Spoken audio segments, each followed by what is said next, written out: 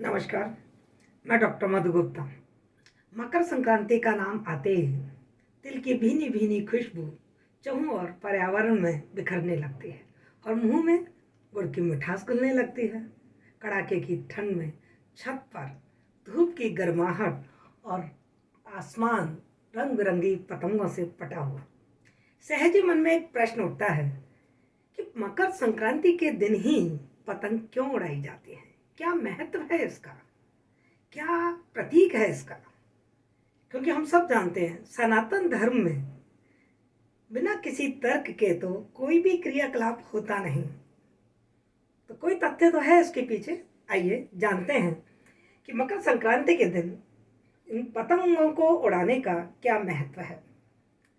त्रेता युग में जब राम नरलीला कर रहे थे तो उनकी बाल्यावस्था में मकर संक्रांति के दिन राजा दशरथ अपने चारों पुत्रों के साथ सरयू नदी स्नान के लिए पहुंचे। स्नान, ध्यान और दान पुण्य करने के पश्चात बालकों को खेलकूद का, क्रीड़ा का मन था।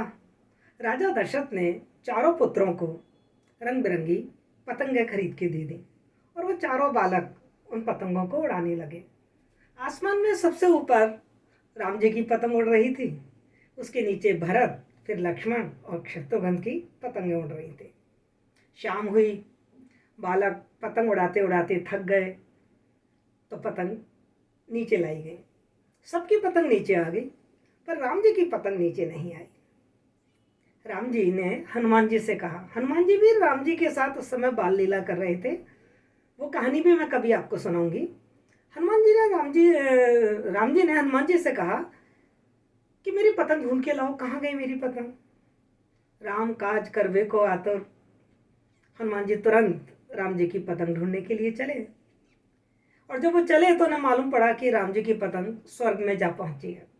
हनुमान जी भी स्वर्ग जा पहुंचे और क्या देखते हैं कि राम जी की पतंग स्वर्ग के राजा इंद्र के पुत्र जयंत, जो राजा दशरथ के मंत्रिमंडल में एक कूटनीतिज्ञ मंत्री भी थे, की पत्नी शर्मा के हाथों में थी।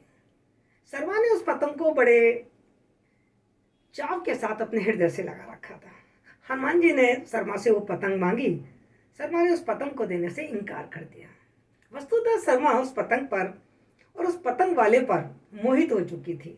उसे सोचा इतनी सुंदर पतंग है, इस कदर उड़कर आ रही थी, इसको उड़ाने वाला कितना मोहक होगा, उसके दर्शन करे बिना तो मैं ये पतंग उसे लौटाऊंगी नहीं। और उसने अपना मंतव्य हनुमान जी से कह दिया।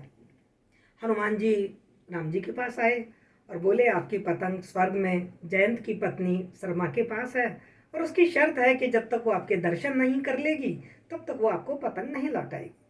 राम जी ने कहा, ठीक है, शर्मा को आश्वासन देकर आइए, मैं उसको दर्शन दूंगा चित्रकूट में, वो पतंग लौटा दे। शर्मा ने पतंग लौटा दी। हनुमान जी उस पतंग को लेकर आ गए। तो उस दिन से मकर संक्रांति को ये पतंग उड़ाई जाने लगी। पर क्या प्रतीक है ये पतंग? क्या संदेश दे रही है ये पतंग? इस घटना के माध्यम से राम जी क्या संदेश देना चाहते हैं बताती हूँ आपको। पतंग एक्चुअल में है हम जीव जो अपनी उच्च आकांक्षाओं के आसमान में इस कदर अहंकार में भर जाते हैं कि ईश्वर से अपनी डोर तोड़ बैठते हैं। और जब ईश्वर से हमारी डोर छूट जाती है ना, तो हम माया में फंस जाते हैं। जयंत की पत्नी शर्मा माया की प्रतीक है। और जब हम माया में फंसकर तड़फड़ाते हैं ना, तब कोई हनुमान रूपी गुरु हमारा मार्गदर्शन करता है और हमें ईश्वर की शरणागत में पुनः ले चलता है। तो मकर संक्रांति के दिन जब ये पतंग उड़ाएं तो ध्यान रखें, आपकी जीवन की डोर, अपनी आकांक्षाओं की डोर ईश्वर के साथ रखें। ईश्वर से अलग ना हो। यदि ईश्वर से अलग हो गए तो ना जाने कटी हुई पतंग किस मोह माया में फंस जाएगी और हम भटकते रहेंगे। तो यदि हमें मोक्ष की प्राप्ति करनी है तो अपनी डोर, अपनी लौ ईश्वर से लगाए रखनी है, तभी हम मोक्ष प्राप्त कर पाएंगे। मकर संक्रांति में पतंग उड़ाने का ये मंतव्य है, ये उद्देश्य है। ठीक। धन्यवाद।